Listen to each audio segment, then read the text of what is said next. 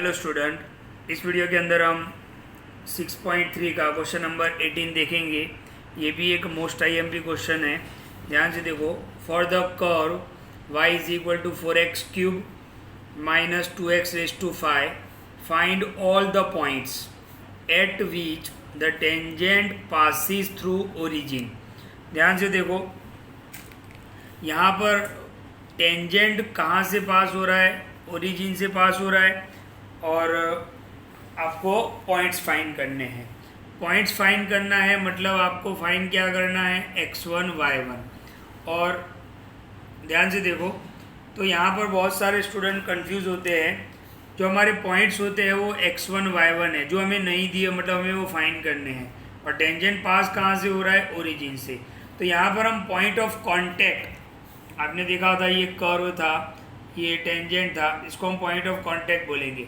इस point of contact को हम क्या मान लेते हैं? एच और के मान लेते हैं। तो यहाँ पर मैंने सपोज पॉइंट ऑफ कांटेक्ट क्या ले लिया है? एच एंड के।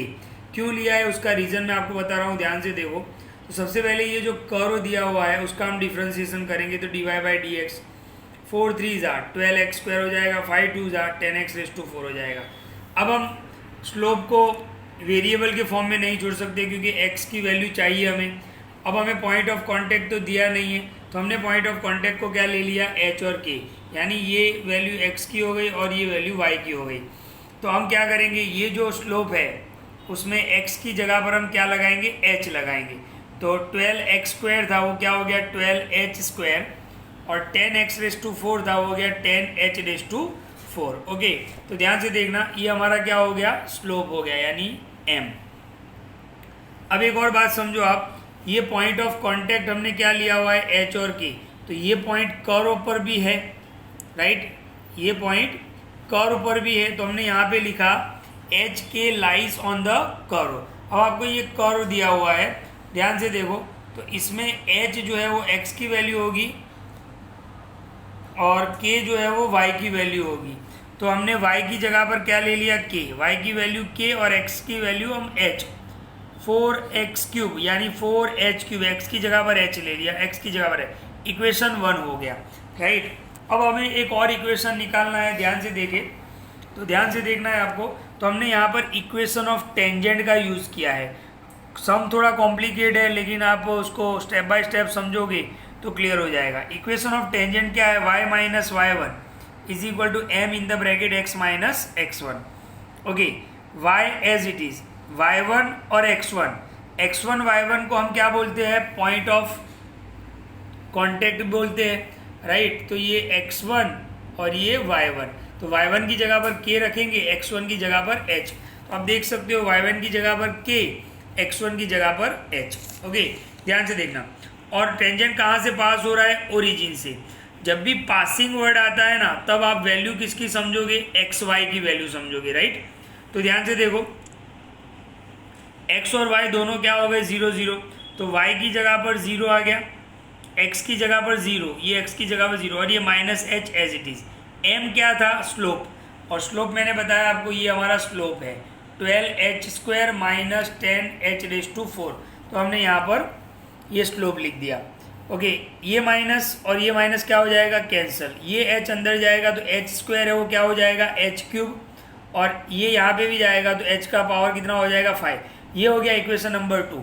इक्वेशन नंबर 1 यहाँ पे था, वो भी k की वैल्यू थी, और इक्वेशन 2 ये भी k की वैल्यू है। आप देख सकते हो यहाँ पर और यहाँ पर दोनों इक्वेशन किसकी वैल्यू है? k की वैल्यू है। तो हम दोनों इक्वेशन को क्या कर सकते हैं? कंपेयर कर सकते हैं। एक बात याद रखो, हमें फाइंड क्या करना है? पॉइंट्स फाइंड करने हैं। तो दोनों को हम कंपेयर कर लेते हैं, ये इक्वेशन 1 और ये इक्वेशन 2, क्योंकि दोनों k की वैल्यू है। अब आप ध्यान से देखो, ये जो प्लस 4h क्यूब है वो ये साइड ले लेते हैं तो माइनस हो गया, और ये माइनस 10 जो है वो ये साइड ले लेते हैं तो प्लस, यानी 5 पावर वाले एक साइड कर लिए और 3 पावर वाले एक साइड कर लिए। 10 माइनस 2 कितना हो जाएगा? 8h raise to 5। 12 माइनस 4 कितना हो जाएगा? 8। अब आप 8 से 8 अभी कैंसिल नहीं कर सकते हो क्योंकि वेरिएबल साथ में लगा हुआ है। तो ये जो प्लस वाला टर्म है उसको हम ये साइड ले लेते हैं, तो यहाँ पर 0 हो गया। कॉमन क्या आएगा? 8 दोनों में, और लोएस्ट पावर कितना है? 3, तो कॉमन आ गया, तो अंदर h स्क्वायर माइनस 1।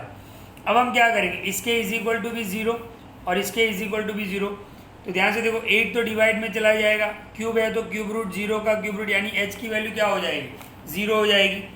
यहाँ पर h स्क्वायर -1 है, -1 ये साइड आएगा, +1 स्क्वायर निकलेगा तो साथ में प्लस और माइनस और √1, यानी √1 क्या रहेगा, 1 ही रहेगा। अब आपके पास h की 3 वैल्यू हो गई, h is equal to 0, h is equal to +1 और h is equal to -1। Okay, हमें पॉइंट ऑफ कांटेक्ट फाइंड करना था और पॉइंट ऑफ कांटेक्ट हमने क्या लिया हुआ है, h की। तो h की वैल्यू 0, h की वैल्यू 1 और h की वैल्यू -1। इक्वेशन 1 के अंदर या इक्वेशन 2 कहीं पे भी आप सब्स्टिट्यूट कर सकते हो। तो मैंने इक्वेशन 1 के अंदर पहले h की वैल्यू 0 सब्स्टिट्यूट की तो k आंसर कितना आया, 0। फिर h की वैल्यू 1 सब्स्टिट्यूट की तो आंसर कितना आया, 2। आप कैलकुलेशन देख सकते हो, आप अपनी नोटबुक में देख लेना इसको करके। और h की वैल्यू -1 लेते हैं तो k की वैल्यू क्या आएगी, -2। इस तरीके से पॉइंट्स हमें कौन से मिल सकते हैं, तो 0 0 0 0 1 2 1 2 एंड -1 -2। तो ये वो पॉइंट्स है, राइट, पॉइंट्स ऑफ कांटेक्ट है। तो आई होप आपको समझ में आया होगा। वापिस मैं एक बार बोल देता हूँ, इस क्वेश्चन में आपको याद क्या रखना है, आपको फाइंड द पॉइंट्स एट। आपको जब भी एट वर्ड दिया हो तो आप समझोगे पॉइंट ऑफ कांटेक्ट, ओके। और पासिंग पॉइंट दिए हो तो इसका मतलब होता है एक्स वाई की वैल्यू, राइट। तो स्लोप फाइंड करने के बाद हमने पॉइंट ऑफ कांटेक्ट ले लिया जो एच के था, इसके ऊपर से हमने ये स्लोप फाइंड कर लिया जो वेरिएबल में था, उसकी जगह पर हमने एच ले लिया। फिर एच के पॉइंट ऑफ कांटेक्ट भी और कर्व पे भी है, यानी वो कर्व के इक्वेशन को भी क्या करेगा, सेटिस्फाई करेगा। तो x की जगह पर हमने h लगा दिया और y की जगह पर हमने k लगा दिया। ये इक्वेशन 1 हो गया। इक्वेशन 1 के बाद हमने इक्वेशन 2 फाइंड किया, कैसे, इक्वेशन ऑफ टेंजेंट। तो उसमें हमने x1 y1 की जगह पर h के पॉइंट ऑफ कांटेक्ट यूज़ किया, m स्लोप हमने आगे फाइंड किया वो यूज़ किया, और xy की जगह पर हमने क्या यूज़ किया, कहाँ से पास हो रहा था, ओरिजिन से। ओरिजिन का मतलब क्या होता है, 0 0। फिर इक्वेशन 2 मिल गया। इक्वेशन 1 और 2 को आप कंपेयर करोगे, h की वैल्यू मिलेगी आपको। h की वैल्यू आप इक्वेशन 1 या तो 2 में सब्स्टिट्यूट करोगे तो आपको k मिल जाएगा। तो सम को बहुत ध्यान से देखिए, इंपॉर्टेंट सम है, क्वेश्चन नंबर 18।